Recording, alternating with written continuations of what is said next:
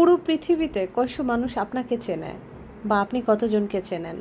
কয়শো মানুষ আপনার সাথে আছে বা আপনার পরিচিত বা আপনার আত্মীয়?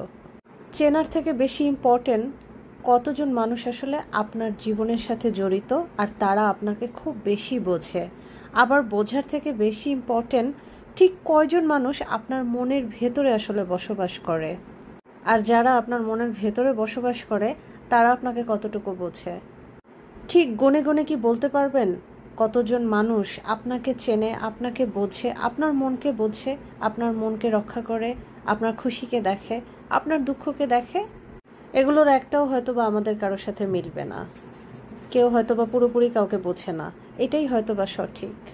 আপনি এক একটা মানুষের কাছে এক এক রকম, কারো কাছে রাগী, কারো কাছে খুব ঠান্ডা মেজাজের, কারো কাছে খুব গরম মেজাজের, কারো কাছে রোমান্টিক, কারো কাছে খুব রুট। সব মিলিয়েই কিন্তু একটা মানুষ।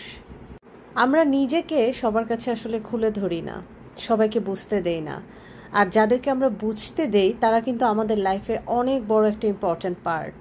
আদারওয়াইজ আমরা মনে হয় তাদের সামনে মন খুলে কথা বলতাম না, মন খুলে কাঁদতাম না, মন খুলে কিন্তু হাসতাম না।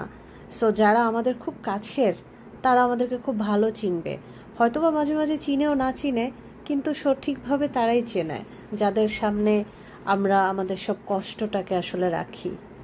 অনেকে বলে জীবনযাপনের ধরন দেখে বোঝা যায় যে আপনি কতটা জীবনে হোঁচট খেয়েছেন, কতটা শিখেছেন, আপনি কতটা বাস্তববাদী অথবা কতটা ইমোশনাল। আপনি আপনার বাস্তবটাকে কিভাবে ধারণ করেন, ইমোশনালটাকে কিভাবে শো করেন, সব কিছুই কিন্তু জীবনের একটা এক্সপেরিয়েন্স। যতই বাস্তববাদী হন অথবা যতটা ইমোশনাল, প্রিয় মানুষটাকে ভালোবাসুন, কাছে রাখুন, ভালো থাকবেন।